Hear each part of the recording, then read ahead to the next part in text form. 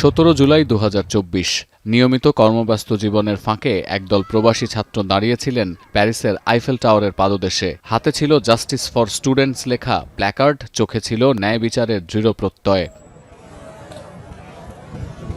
শুরুটা ছিল ক্ষীণ, কিন্তু তাই জাগিয়ে তোলে ফ্রান্স প্রবাসীদের অন্তর্নিহিত দেশপ্রেম। এরপর শুরু হয় ধারাবাহিক কর্মসূচি। আমরা চেয়েছিলাম একটি বৈষম্যহীন বাংলাদেশ গর্ব। আমরা চেয়েছিলাম একটি বাংলাদেশ, যে বাংলাদেশ হবে সবার, সব মানুষের, ধর্ম বর্ণ নির্বিশেষে সবার হবে। একজন বাংলাদেশী নাগরিক হিসাবে আমার এবং আমাদের মনে হয়েছে যে দেশের পাশে দাঁড়ানো। বাংলাদেশের ছাত্র জনতার আন্দোলনের সঙ্গে একাত্মতা প্রকাশ করে ফ্রান্সের বিভিন্ন শহরে অনুষ্ঠিত হয় বিক্ষোভ, সভা, সেমিনার, নাটক, কবিতা ও সাহিত্য আড্ডা।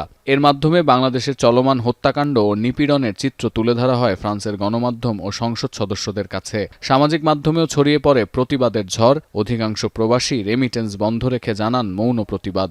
চেতনা এর আগে অনেকে বিক্রি করেছে, আমরা নতুন কোনো চেতনা বিক্রেতা খুঁজে পেতে চাই না। আমরা চাই সহনশীলতা, আমরা চাই একটা মানবতা বোধ নিয়ে যেন সবাই এগিয়ে যায়। ফ্রান্সে অবস্থিত বাংলাদেশ দূতাবাস ও তৎকালীন ক্ষমতাসীন প্রবাসী নেতাদের হুমকি ও নানা হয়রানির আশঙ্কা উপেক্ষা করে আলাদা কর্মসূচি পালন করেন ফ্রান্স বিএনপি, জামায়াতে ইসলামী সহ অন্যান্য প্রবাসীরা।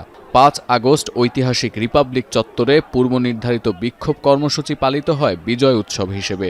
বিজয়ের সেই দিন হাজারো প্রবাসী মাতেন উৎসবে। 5 আগস্টের যে বিক্ষোভ কর্মসূচি, সেটা একটা বিক্ষোভ কর্মসূচি ছিল এবং সেখানে আমরা প্রস্তুতি নিয়েছিলাম বিক্ষোভের, কিন্তু পরবর্তীতে এটা বিজয় উৎসবে পরিণত হয়। বাংলাদেশের প্রতিটি আন্দোলন, সংগ্রাম কিংবা জাতীয় সংকটময় মুহূর্তে প্রবাসীরাই সবসময় গুরুত্বপূর্ণ ভূমিকা রেখে চলেছেন। দেশপ্রেম, সহযোগিতা ও সচেতনতার দৃষ্টান্ত স্থাপন করেছেন বারবার। দেশের উন্নয়ন ও অগ্রগতিতে অবিচ্ছেদ্য অংশীদার হয়েও দেশের নেতৃত্ব নির্বাচনে অংশ নিতে পারেন না। এখন আমরা চাই যে আমরা দেশও অন্তত নিজের বুটটারে আমরা নিজের পছন্দের মানুষকে দেওয়ার জন্য সুব্যবস্থা করা হোক। বাংলাদেশে ধর্মবর্ণ নির্বিশেষে একটি শান্তিপূর্ণ ও সহনশীল সমাজ ব্যবস্থার প্রত্যাশা প্রবাসীদের, যেখানে সকলের অধিকার ও নিরাপত্তা নিশ্চিত হবে।